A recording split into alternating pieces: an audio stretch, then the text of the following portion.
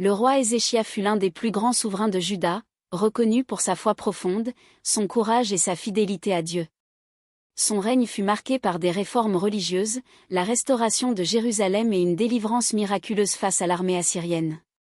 Cette histoire, pleine de leçons spirituelles, nous montre que la confiance en Dieu peut triompher de toutes les épreuves. À l'époque où Ézéchia vint au monde, le royaume de Juda traversait une période difficile. Israël, autrefois uni sous les règnes de Saül, David et Salomon, s'était divisé en deux royaumes, le royaume du Nord, avec Samarie comme capitale, et le royaume du Sud, avec Jérusalem comme centre spirituel et politique. Le royaume de Juda était le dernier bastion où le temple du Seigneur se dressait encore, mais la fidélité à Dieu avait été affaiblie. Beaucoup de rois qui précédèrent Ézéchia avaient permis l'introduction d'idoles, de faux cultes et de pratiques païennes dans le pays. Ces abominations avaient éloigné le peuple de l'alliance conclue avec l'Éternel.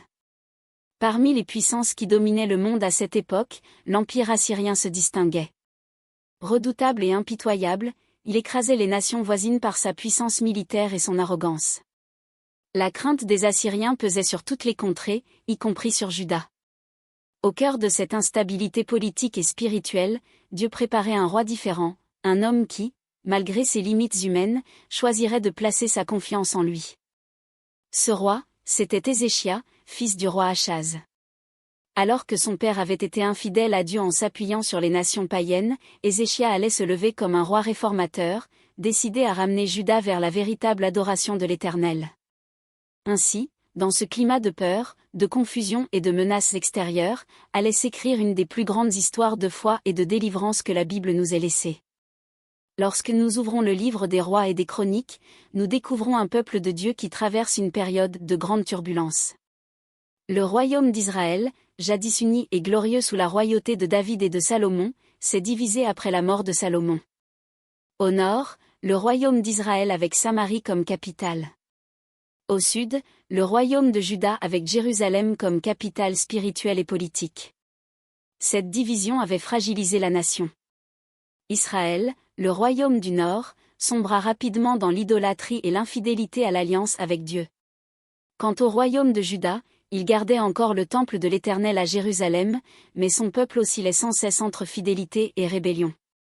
C'était aussi un temps où les puissances étrangères s'élevaient avec violence. Parmi elles, l'Assyrie dominait le monde connu. Sa capitale, Ninive, était le cœur d'un empire redoutable.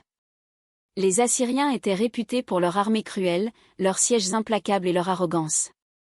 Chaque nation voisine tremblait devant leur conquête, car ils ne se contentaient pas de vaincre, ils humiliaient et déportaient les peuples pour les réduire en esclavage. Cette menace planait comme une ombre sur Juda. Le peuple vivait avec la peur de voir Jérusalem tomber aux mains de ces envahisseurs impitoyables. Mais le danger extérieur n'était pas le seul problème. À l'intérieur même de Juda, la foi s'était affaiblie. Les rois qui avaient précédé Ézéchia, notamment son père Achaz, avaient conduit le peuple dans la compromission. Les idoles païennes s'étaient multipliées jusque dans la ville sainte. Les hauts lieux d'adoration étrangères se dressaient sur les collines. Le temple de l'Éternel, qui devait être le centre de la vie spirituelle, avait été négligé et profané. La loi de Moïse était oubliée, et l'alliance de Dieu avec son peuple semblait lointaine. La peur des ennemis et l'attrait des pratiques païennes avaient détourné les cœurs de la fidélité au Seigneur. Pourtant, dans ce contexte sombre, Dieu préparait un roi différent. Un roi qui ne suivrait pas les traces de son père Achaz, mais qui se tournerait vers lui de tout son cœur. Ce roi, c'était Ézéchia. Dès son accession au trône, Ézéchia allait briller par sa foi et sa détermination à restaurer la véritable adoration de Dieu à Jérusalem. Sa vie allait devenir un témoignage puissant. De courage spirituel face à l'idolâtrie. De confiance absolue en Dieu face à la plus grande puissance militaire de son temps. Et de la puissance de la prière fervente capable de changer le cours d'une nation.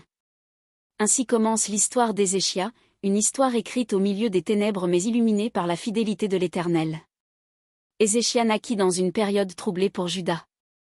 Son père, le roi Achaz, avait mené le royaume dans l'infidélité, s'appuyant sur des alliances étrangères et adoptant des pratiques païennes, ce qui avait éloigné le peuple de Dieu.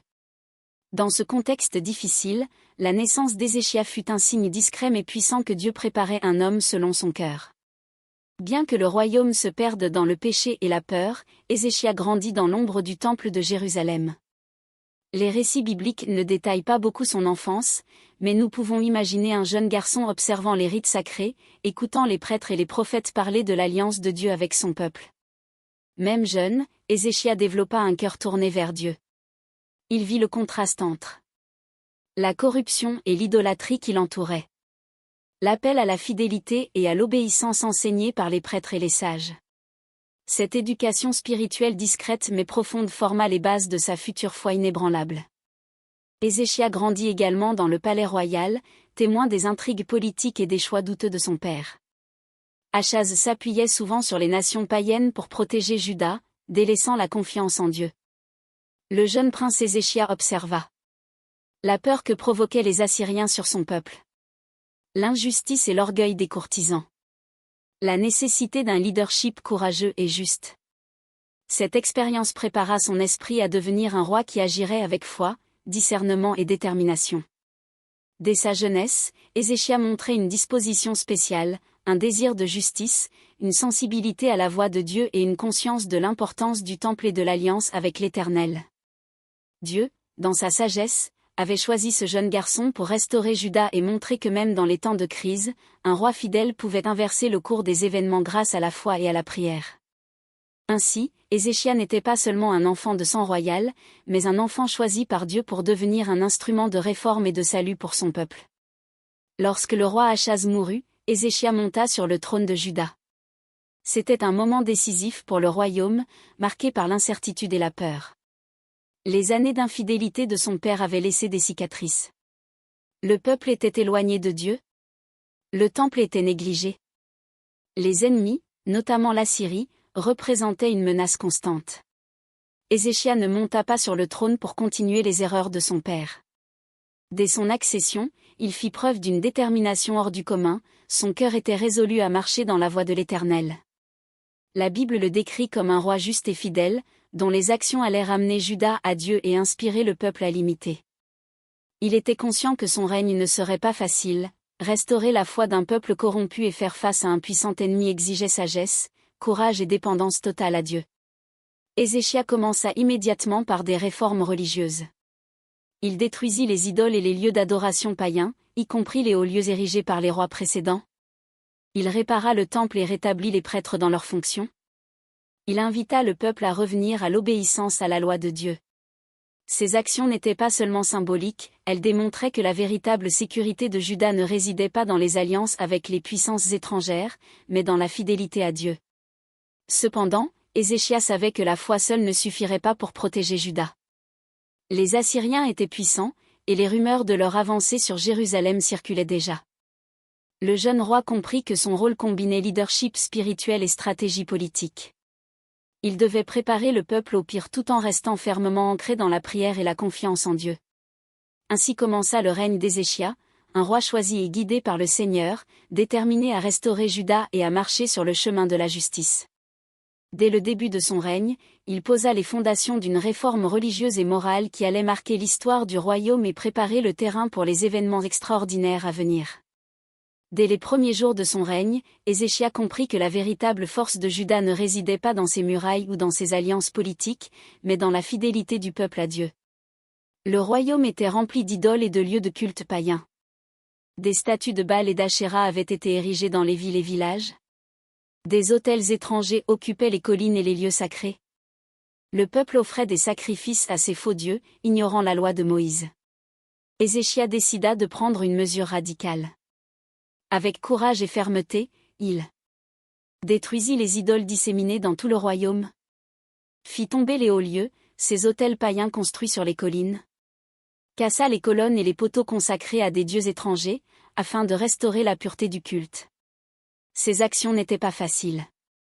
Beaucoup de gens, habitués à ces pratiques depuis des générations, résistèrent ou critiquèrent le roi. Mais Ézéchia resta inébranlable, conscient que la fidélité à Dieu devait primer sur toute opposition humaine.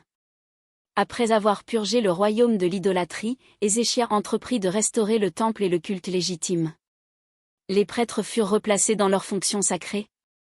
Les sacrifices selon la loi de Dieu furent rétablis. Le peuple fut invité à participer aux célébrations et aux fêtes religieuses, renouant ainsi avec l'alliance de leurs ancêtres. Cette réforme marqua le début d'un renouveau spirituel. Juda, qui s'était éloigné de Dieu, retrouva progressivement la paix dans son cœur et la force dans sa foi.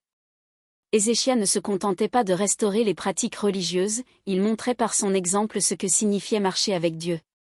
Sa piété, sa justice et son courage inspirèrent le peuple à revenir à l'Éternel. Ainsi, Ézéchia établit les fondations d'un royaume fidèle et prospère, prêt à affronter les menaces extérieures avec la force de la foi et la protection divine. Cette réforme religieuse allait préparer Juda aux événements extraordinaires qui allaient suivre, notamment les menaces assyriennes et les miracles qui allaient témoigner de la puissance de Dieu. Après avoir détruit les idoles et purifié le royaume de l'idolâtrie, Ézéchia se tourna avec une grande détermination vers le temple de l'Éternel à Jérusalem, cœur spirituel de Juda. Le temple, autrefois lieu de gloire et de sanctuaire pour le peuple de Dieu, avait été négligé et profané sous le règne des rois précédents. Ézéchia comprit qu'un peuple fidèle devait avoir un temple digne de l'Éternel. Le roi commença par réparer le temple, en consolidant ses murs et en nettoyant les lieux souillés.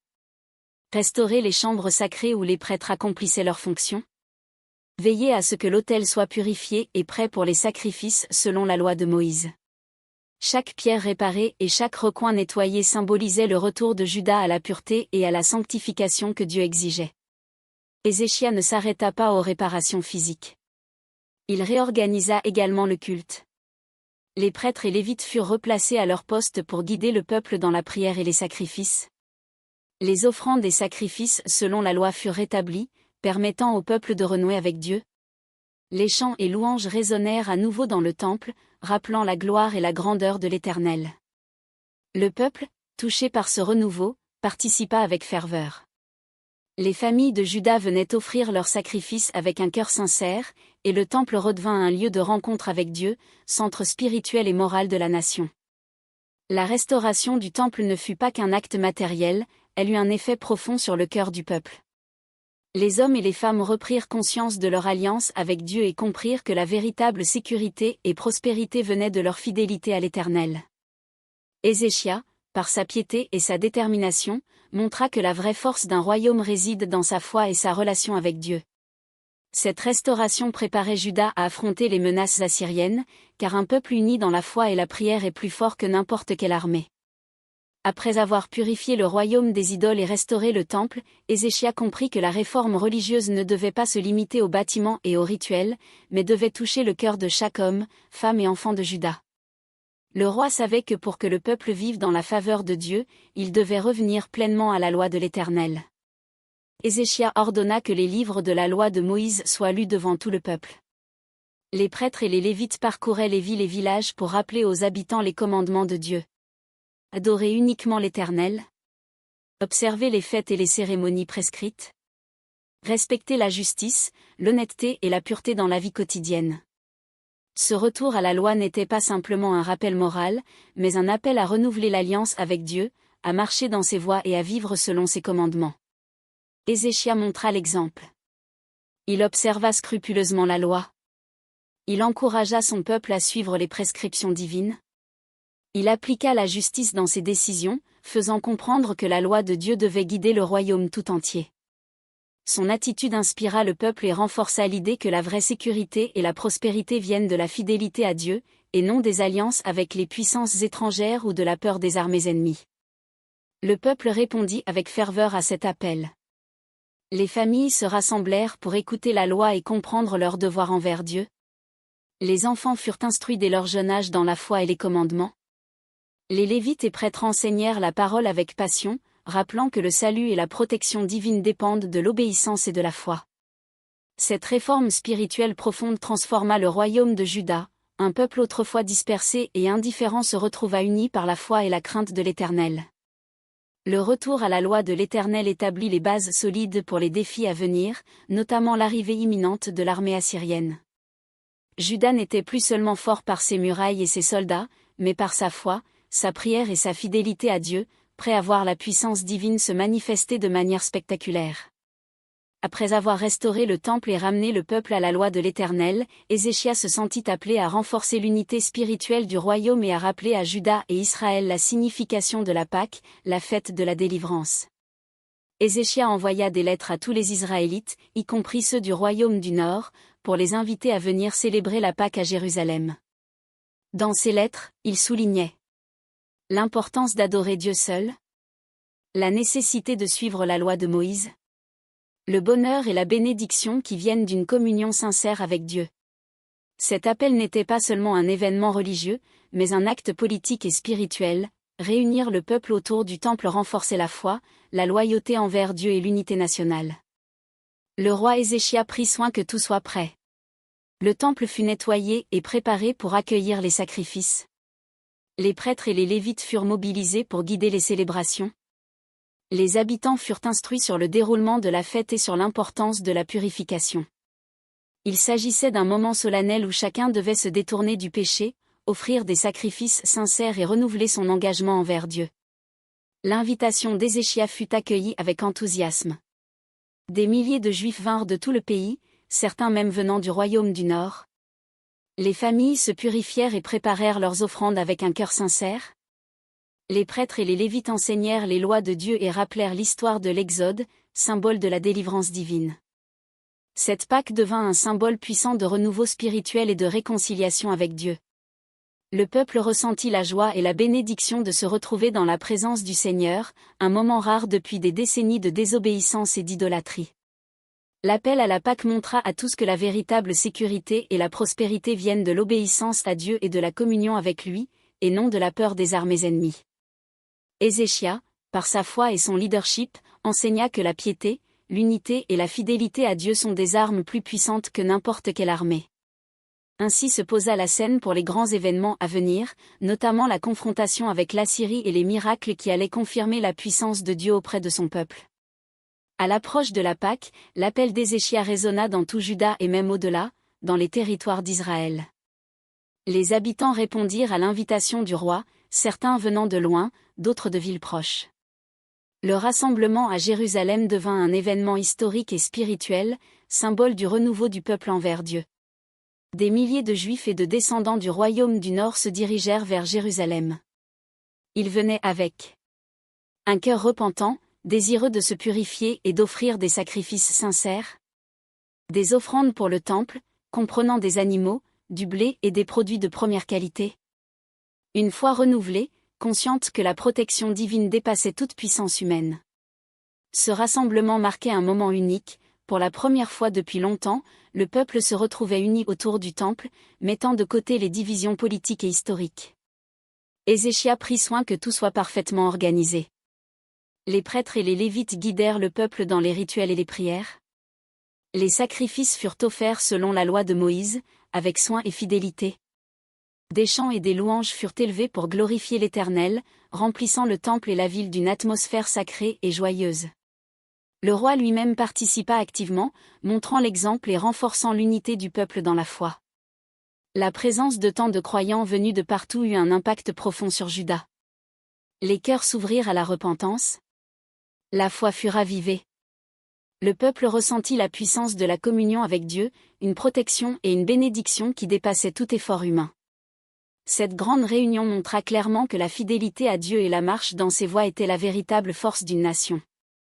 Même face aux menaces extérieures, le peuple comprit que Dieu était leur refuge et leur salut. Le rassemblement à Jérusalem n'était pas seulement une célébration de la Pâque, il préparait le peuple à faire face aux épreuves à venir, notamment les intimidations de l'Empire assyrien. La foi collective, la prière et l'obéissance devinrent les piliers de la survie et de la délivrance du royaume. Ainsi, le rassemblement du peuple à Jérusalem symbolisa l'unité spirituelle, le renouveau et la confiance totale en Dieu, établissant les bases pour les miracles et la protection divine qui allaient suivre sous le règne d'Ézéchias. Lorsque la Pâque commença à Jérusalem, la ville entière s'illumina d'une joie intense et d'un esprit de célébration. Les rues résonnaient de chants, de louanges et de prières. Après des années d'éloignement de Dieu, le peuple vivait un moment de renouveau spirituel et de communion sincère avec l'Éternel. Les habitants de Juda et ceux venus du royaume du Nord apportèrent leurs offrandes avec un cœur pur. Tous se réunirent dans le temple pour Élever des prières de repentance, confessant les péchés du passé. Offrir des sacrifices selon la loi de Moïse, symbole de leur engagement envers Dieu. Chanter des louanges et des hymnes, exprimant la gratitude pour la miséricorde divine. La joie n'était pas simplement une émotion, mais une expression profonde de la restauration de la relation entre le peuple et Dieu. Ézéchia, roi fidèle et pieux, guida le peuple avec sagesse et humilité. Il participa aux sacrifices et aux prières, montrant l'exemple d'un leader dépendant de Dieu. Il encouragea les habitants à rester fermes dans la foi, rappelant que la véritable sécurité venait de l'obéissance à l'Éternel. Il veilla à ce que les traditions de la Pâque soient respectées avec sincérité, renforçant le lien entre le peuple et Dieu. Cette célébration fut plus qu'une fête, elle symbolisait la renaissance spirituelle du royaume. Les habitants comprirent que leur prospérité et leur protection dépendaient de leur fidélité à Dieu et non des alliances avec les puissances étrangères. Le peuple, rempli de joie, redécouvrit la force de la prière, de la repentance et de la communion avec Dieu. C'était un témoignage vivant que même après des années d'égarement, le cœur humain pouvait revenir à la vérité et à la lumière divine. À la fin de la Pâque, Juda était changé. Les cœurs étaient restaurés.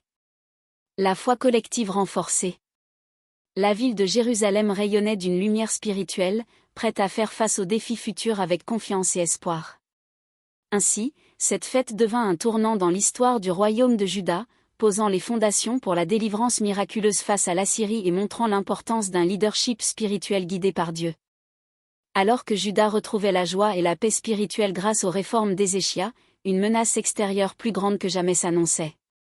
L'empire assyrien, dirigé par le roi Sanchérib, étendait sa puissance de manière impitoyable et approchait des frontières du royaume de Juda. Les Assyriens étaient l'une des armées les plus redoutables de l'époque. Leur stratégie consistait à intimider, attaquer et déporter les peuples conquis. Ils imposaient des tribus lourds et utilisaient la peur pour soumettre les nations. Leur réputation de cruauté faisait trembler même les royaumes les plus puissants. Pour Juda, qui venait de restaurer sa foi et son temple, l'arrivée de Sanchérib représentait un véritable test de foi et de courage. Sanchérib avait déjà conquis de nombreuses villes autour de Juda et imposait sa domination sur le royaume d'Israël. Il envoya des lettres et des messagers à Jérusalem pour intimider le roi Ézéchia et le peuple, exigeant la reddition et menaçant de détruire la ville. Ces mots étaient arrogants et cruels, il se vantait de sa puissance et moquait le Dieu d'Israël. Cette stratégie visait à saper la foi du peuple et à les faire douter de la protection divine. Face à cette menace immense, Ézéchia ne céda ni à la panique ni à la peur. Il fit sceller les portes de Jérusalem et renforça les défenses de la ville. Il rassembla les responsables et les prêtres, cherchant à unir le peuple dans la prière et la fidélité à Dieu. Il comprit que seule la foi en l'Éternel pourrait protéger son peuple de l'assaut assyrien. La montée de Sanchérib fut plus qu'une menace militaire, elle testa la foi et le leadership spirituel d'Ézéchia. La grandeur de Dieu allait bientôt se manifester de façon miraculeuse, mais avant cela, le roi et le peuple devaient rester fermes dans la prière, la repentance et la confiance absolue en la protection divine. Ainsi commença l'un des épisodes les plus impressionnants de l'histoire biblique, la confrontation entre la plus puissante armée humaine de l'époque et la puissance infinie de Dieu au service d'un roi fidèle. Après la montée de Sanchérib et la menace assyrienne, le royaume de Juda se retrouva dans une situation critique. Les espions et messagers assyriens parcouraient le pays, annonçant à tous que Jérusalem allait être assiégée. La peur commença à s'installer dans le cœur du peuple. Les habitants entendirent que l'armée de Sanchérib approchait avec des milliers de soldats et des engins de guerre impressionnants. Les émissaires assyriens proclamèrent que Jérusalem serait bientôt submergée, que le roi Ézéchia n'avait aucune chance de résistance, que le Dieu d'Israël ne pourrait pas protéger la ville. Cette annonce était conçue pour intimider et semer le doute dans l'esprit des habitants et des leaders de Juda. Ézéchia ne se laissa pas décourager par ces messages terrifiants. Il se tourna immédiatement vers Dieu, reconnaissant que la seule véritable protection venait de lui. Il consulta le prophète Ésaïe pour recevoir des conseils divins. Il transmit des paroles d'encouragement au peuple, leur rappelant de rester ferme dans la foi et de ne pas céder à la panique. Conscient que la bataille qui se préparait dépassait les forces humaines, Ézéchia encouragea tout Juda à prier avec ferveur et sincérité. Les habitants montèrent au temple pour offrir sacrifices et prières. Les Lévites guidèrent le peuple dans des chants de louange et d'adoration. Le roi lui-même fit une prière publique, humble et fervente, implorant la protection divine sur la ville et ses habitants. L'annonce du siège devint un moment d'unité et de renforcement spirituel. Au lieu de semer la panique, elle éveilla la foi du peuple et leur rappelle que la victoire appartient à Dieu seul. Ézéchia montra que le vrai leadership consiste à guider le peuple dans la foi, même face à des ennemis redoutables, et que la prière peut transformer une situation désespérée en un miracle. Ainsi, Juda se prépara non seulement pour une confrontation militaire, mais aussi pour une démonstration spectaculaire de la puissance divine, qui allait bientôt marquer l'histoire du royaume. Alors que le siège de Jérusalem se préparait, Sanchérib envoya ses messagers et ses émissaires pour semer la peur et la confusion au sein du royaume de Juda. Ces envoyés, porteurs de lettres et de messages menaçants, se présentèrent devant les portes de Jérusalem, prononçant des paroles arrogantes et moqueuses. Les Assyriens ne se contentaient pas de menacer par la force, ils utilisaient aussi la peur psychologique et la propagande. Ils se moquaient du Dieu d'Israël, affirmant que même ses autels et temples ne pouvaient le protéger. Ils proclamaient que Jérusalem tomberait rapidement, comme toutes les autres villes conquises. Ils ridiculisaient le roi Ézéchia, le qualifiant de faible et incapable de résister à la puissance assyrienne. Ces messages étaient conçus pour briser le moral des habitants et semer la désunion et le doute dans le royaume. Certains habitants furent troublés, effrayés par l'audace des Assyriens et leur réputation de cruauté. La peur aurait pu conduire au désespoir, mais Ézéchia intervint rapidement pour renforcer la confiance et l'unité du peuple. Il rappela à tous que Jérusalem appartenait au Seigneur, et que sa protection dépassait toute armée humaine. Il exhorta les habitants à ne pas écouter les moqueries ennemies, mais à se tourner vers la prière et la fidélité. Il fit circuler le message que la vraie force réside dans la foi en Dieu, et non dans la puissance des hommes.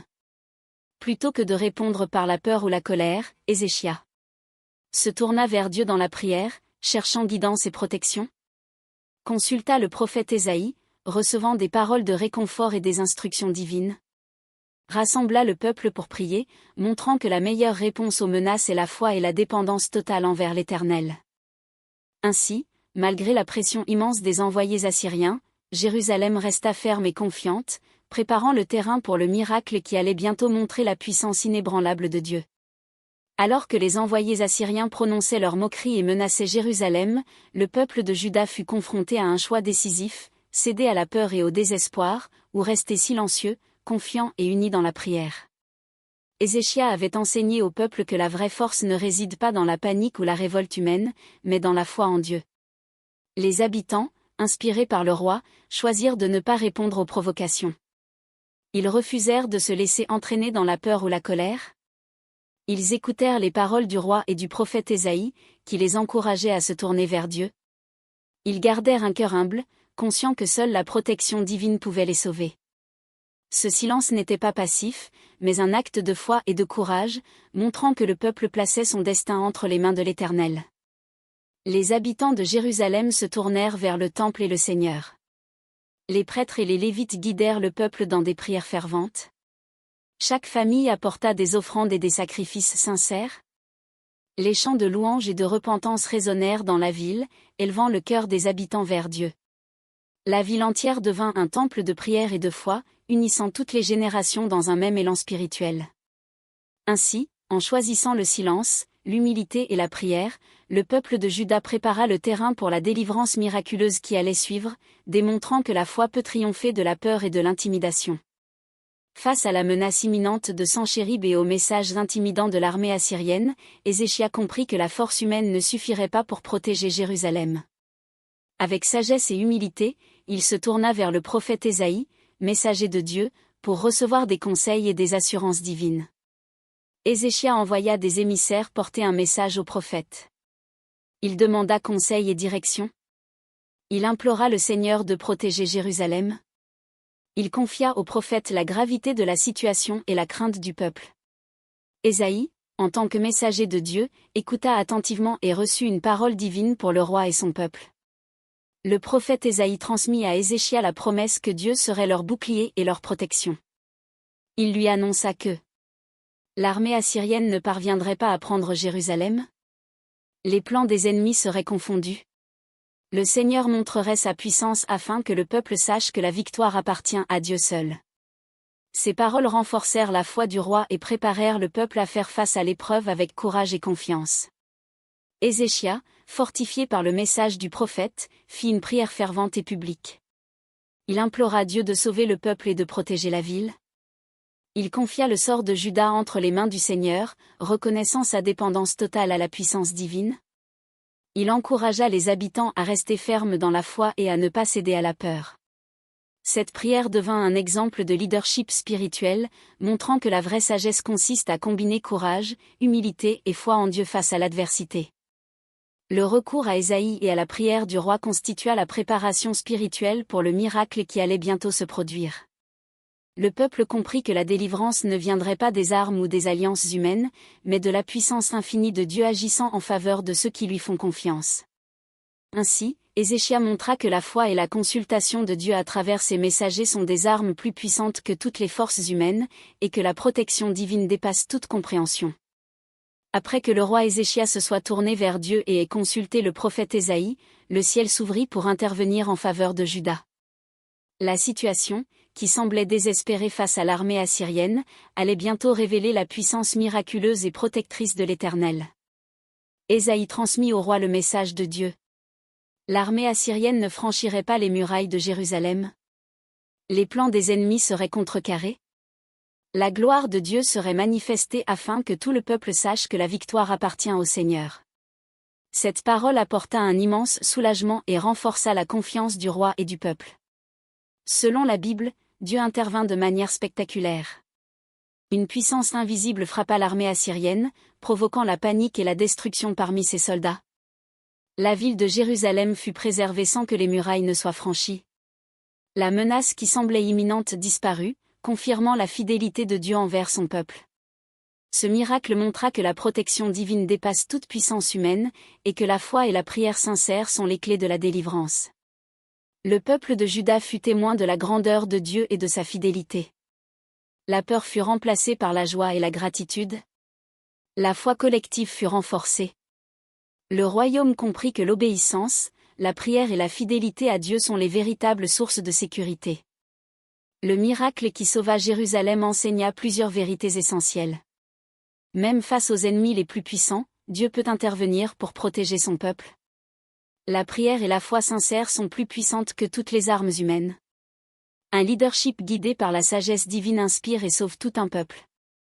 Ainsi, Juda vécut une délivrance extraordinaire qui marqua durablement l'histoire du royaume, établissant Ézéchias comme un roi pieux, courageux et fidèle, dont la confiance en Dieu resta un exemple pour les générations futures. Après l'intervention miraculeuse de Dieu, la ville de Jérusalem connut un moment de victoire et de soulagement profond. Les habitants purent enfin ressentir la paix et la sécurité que seule la protection divine peut offrir. L'armée de Sanchérib, qui paraissait invincible, fut frappée par la puissance de Dieu. Les soldats furent terrifiés et dispersés. Les plans de conquête furent annulés. Jérusalem demeura intacte, protégée par la main du Seigneur. Cette victoire ne fut pas remportée par des armes ou par la force humaine, mais par la fidélité et la prière du peuple et par la puissance de Dieu. La nouvelle de la délivrance se répandit rapidement dans toute la ville. Les habitants louèrent et remercièrent Dieu avec ferveur. Les prêtres et lévites conduisirent des chants de reconnaissance dans le temple. Les familles célébrèrent ensemble, conscientes que leur foi avait été récompensée. Le soulagement fut immense, car les années de peur et d'angoisse laissaient place à un sentiment de sécurité et de gratitude profonde.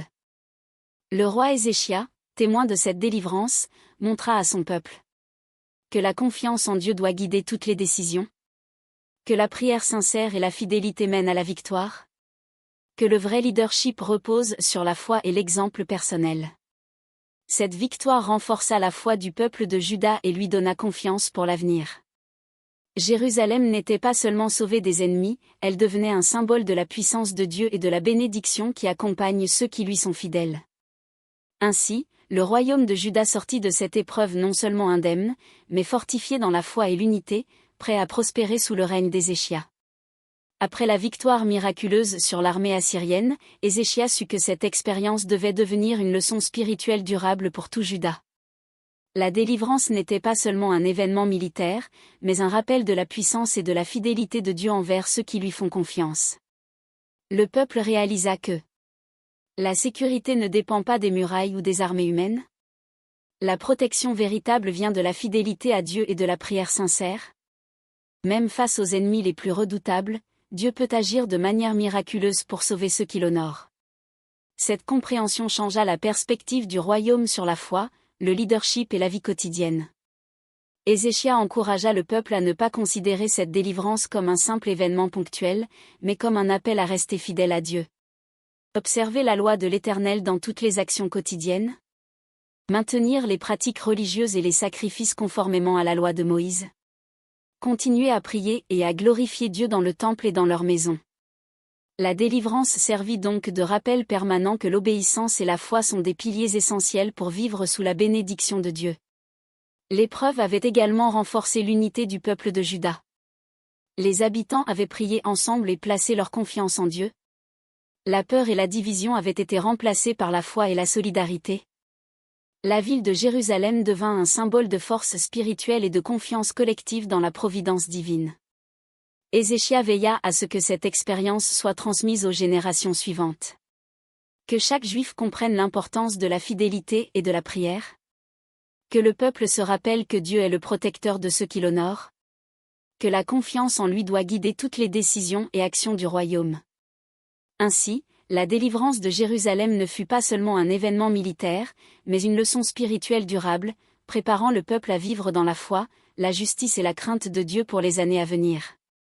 Après la délivrance miraculeuse de Jérusalem, le peuple de Juda exprima sa reconnaissance et sa joie à travers des actions concrètes de gratitude et de louange envers l'Éternel. Ce chapitre montre comment la foi transformée se manifeste par des célébrations et des témoignages publics. Ézéchias invita tout le peuple à célébrer publiquement la protection de Dieu. Les habitants se rassemblèrent dans le temple pour des prières de remerciement. Les prêtres et les Lévites conduisirent des chants et des louanges, exaltant la grandeur et la fidélité de l'Éternel. Les témoignages de délivrance furent partagés de famille en famille, inspirant foi et confiance dans la ville et au-delà. Pour manifester leur reconnaissance, le peuple offrit des sacrifices avec un cœur sincère et joyeux. Animaux, produits agricoles et offrandes furent présentés selon la loi. Chaque sacrifice symbolisait un acte de reconnaissance et d'alliance renouvelée avec Dieu. Le peuple prit conscience que la victoire et la paix venaient de Dieu seul, et non de la force humaine. Ézéchias montra à nouveau l'exemple de la piété et de l'humilité. Il participa activement aux prières et aux sacrifices. Il exhorta le peuple à rester fidèle et reconnaissant, même après la menace passée. Il rappela que la gratitude doit être un mode de vie, pas seulement une réaction à la délivrance. La gratitude et les louanges publiques renforcèrent l'unité et la foi du peuple. Les habitants se sentirent bénis et protégés. La confiance collective en Dieu fut consolidée. Jérusalem devint un symbole de foi vivante et de victoire spirituelle, prête à affronter l'avenir avec courage et confiance. Ézéchias supervisa personnellement les efforts de reconstruction. Les murailles et les portes furent renforcées pour la sécurité future. Les routes et infrastructures furent réparées, facilitant le commerce et la communication. Les villages et champs détruits furent restaurés, permettant aux habitants de reprendre une vie normale. Cette période de paix permit au peuple de se concentrer sur la prospérité et la fidélité à Dieu, plutôt que sur la survie face aux menaces extérieures. La délivrance miraculeuse renforça la foi du peuple. Les habitants continuèrent à observer la loi de Dieu avec diligence. Les sacrifices et prières devinrent réguliers, non par peur, mais par reconnaissance et amour de l'Éternel. Les Lévites et prêtres enseignèrent aux nouvelles générations l'importance de la fidélité et de l'obéissance. Ainsi, la paix extérieure fut accompagnée d'un renouveau spirituel durable, un double fondement pour le royaume. Ézéchias continua à montrer un leadership exemplaire. Il encouragea la justice et l'équité dans toutes les affaires du royaume. Il veilla à ce que la prospérité matérielle soit accompagnée d'une prospérité spirituelle. Il rappela constamment au peuple que la bénédiction de Dieu dépend de la fidélité et de l'obéissance. Le royaume de Juda, ayant traversé l'épreuve de Sanchérib, en sortit transformé. Les habitants étaient unis, confiants et remplis de gratitude. La ville de Jérusalem devint un centre spirituel et politique fort. La prospérité et la sécurité retrouvées servirent de témoignage vivant de la fidélité divine. Après la délivrance miraculeuse et le retour à la paix, Ézéchia concentra ses efforts sur la consolidation des réformes religieuses et spirituelles. Son objectif était de laisser un héritage durable qui guiderait Juda pour les générations futures. Ézéchia prit des mesures pour restaurer l'adoration pure et sincère. Il débarrassa le temple de toute pratique idolâtre ou syncrétique. Il réorganisa les prêtres et les lévites pour assurer un service régulier et fidèle. Il réintroduisit les fêtes et sacrifices selon la loi de Moïse, permettant au peuple de renouer avec les traditions divines. Ces actions renforcèrent la foi du peuple et consolidèrent la centralité de Jérusalem comme centre spirituel du royaume. Le roi encouragea également l'instruction religieuse. Les prêtres enseignèrent aux jeunes générations l'histoire du peuple et les leçons des miracles passés. Les familles furent invitées à pratiquer la piété à la maison, avec prière et étude des Écritures. Le peuple apprit que la fidélité à Dieu doit être vivante et transmise de génération en génération. Les réformes spirituelles eurent un impact sur l'unité du royaume. Les divisions passées entre Juda et les descendants d'Israël furent apaisées par l'appel à la foi commune. Les habitants se sentirent protégés et bénis en suivant les commandements de Dieu. La crainte de Dieu devint le fondement de la cohésion sociale et politique. Le roi montra que le leadership ne consiste pas seulement à gouverner, mais à guider spirituellement. Il donna l'exemple par sa piété et sa fidélité. Il encouragea le peuple à dépendre de Dieu plutôt que de la puissance militaire seule. Il laissa un héritage de foi, de justice et de sagesse, qui inspirerait les générations futures. Après les réformes et la consolidation spirituelle, Ézéchia comprit l'importance de préserver le souvenir de la délivrance miraculeuse de Jérusalem et de l'enseigner aux générations futures. Ce chapitre montre comment la mémoire des miracles peut inspirer la foi et la fidélité. Ézéchia prit soin que le peuple se souvienne toujours de l'intervention divine. Il institua des célébrations annuelles pour rappeler la victoire sur l'armée assyrienne. Des témoignages et récits furent consignés pour que chaque génération connaisse les actions de Dieu. Le peuple fut encouragé à raconter ces événements dans les familles et dans les écoles religieuses. La délivrance ne devait pas être oubliée, car elle était une leçon vivante de la puissance de Dieu. Les enfants apprenaient à faire confiance à Dieu même face aux situations impossibles. Les adultes se rappelaient que la prière et l'obéissance apportent protection et bénédiction. La mémoire des miracles renforçait la foi collective et personnelle. Le récit de la victoire devint une source d'inspiration pour conserver l'unité nationale et spirituelle, faire face aux défis futurs avec courage et confiance, maintenir la fidélité à Dieu comme fondement de la vie et de la société. La ville, ayant été le lieu de la délivrance, devint un symbole de la protection divine et de la fidélité. Les habitants se sentaient honorés d'avoir été témoins de la puissance de Dieu. Jérusalem inspira d'autres villes et royaumes à suivre les chemins de la foi. La ville et le temple restèrent des lieux de prière, de louange et de mémoire vivante. Ainsi, Juda ne se contenta pas de survivre à une crise, le peuple apprit à honorer et transmettre la fidélité de Dieu, transformant chaque miracle en une source durable de foi et d'espérance pour l'avenir. Après des années de règne marquées par la foi, la justice et la protection divine, Ézéchia approcha de la fin de sa vie. Son règne laissa un héritage durable pour le royaume de Juda, tant sur le plan politique que spirituel. Ézéchia régna pendant 29 ans, et à la fin de sa vie. Il était reconnu pour sa piété, son humilité et sa fidélité à Dieu. Il avait consolidé la ville de Jérusalem et le royaume de Juda. Il laissait derrière lui un peuple uni, confiant et spirituellement fort. L'aspect le plus important de son règne fut l'héritage de foi et de fidélité à Dieu. Les réformes religieuses qu'il avait instaurées furent maintenues par ses successeurs. Les récits de la délivrance miraculeuse furent transmis comme leçons et encouragements pour le futur. La confiance en Dieu devint un principe fondamental pour le leadership et la vie quotidienne du peuple. Ézéchia montra que la force d'un roi réside dans sa foi. Il plaçait Dieu au centre de toutes ses décisions. Il savait que la protection divine dépasse toutes les stratégies humaines. Il inspira son peuple à vivre dans la crainte et la fidélité à l'Éternel. Le règne d'Ézéchia transforma le royaume. La paix et la prospérité furent consolidées. La ville de Jérusalem resta un centre spirituel et symbolique. Les générations futures purent s'inspirer de sa foi et de son courage face aux épreuves. Ce dernier chapitre enseigne que la fidélité à Dieu et la prière sincère sont les fondements d'un leadership juste. Les épreuves, lorsqu'elles sont surmontées par la foi, renforcent un royaume et un peuple. L'héritage spirituel est plus durable que tout accomplissement matériel ou politique. Ainsi, le règne d'Ézéchias se termina avec la reconnaissance et la gratitude du peuple, laissant un exemple vivant de foi, de courage et de fidélité à Dieu pour toutes les générations à venir.